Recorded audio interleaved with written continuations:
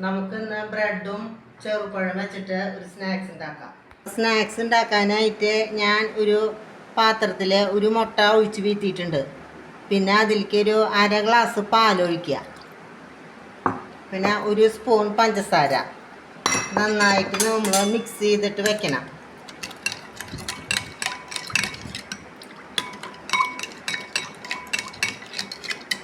പിന്നെ നമ്മൾ ചെയ്യേണ്ടത് ഒരു 3 ചെറുപഴം എടുക്കാം.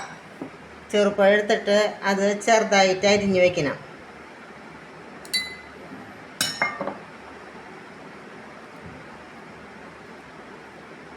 ബ്രെഡിൻ്റെ മുകളിൽ നമുക്ക് പരത്തി വെക്കാനുള്ളതാണ്.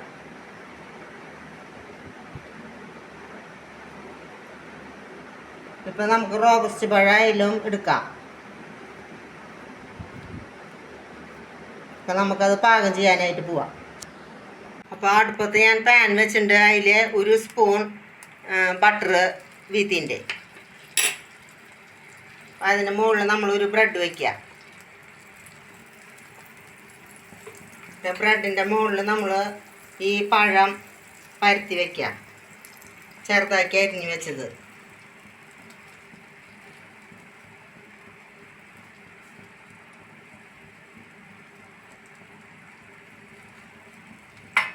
കുറച്ച് നാളികേരം ചെറിയതിടാം.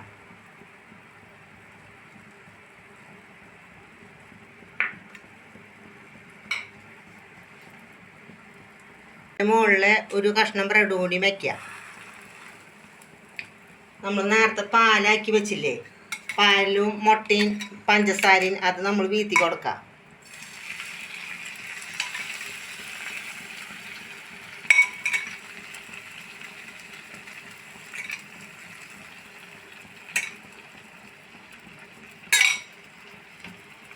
ഒരു 5 മിനിറ്റ് അത് ആവട്ടെ.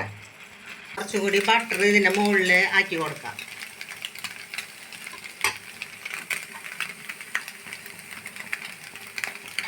നമുക്ക് മറിച്ചിടാം.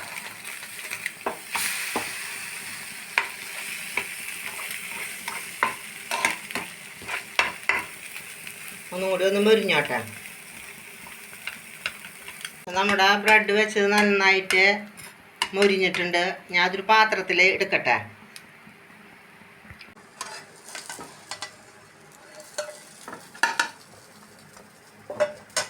നമ്മുടെ ബ്രെഡും മുട്ടയും വെച്ചിട്ടുള്ള സ്നാക്സ് റെഡിയായി.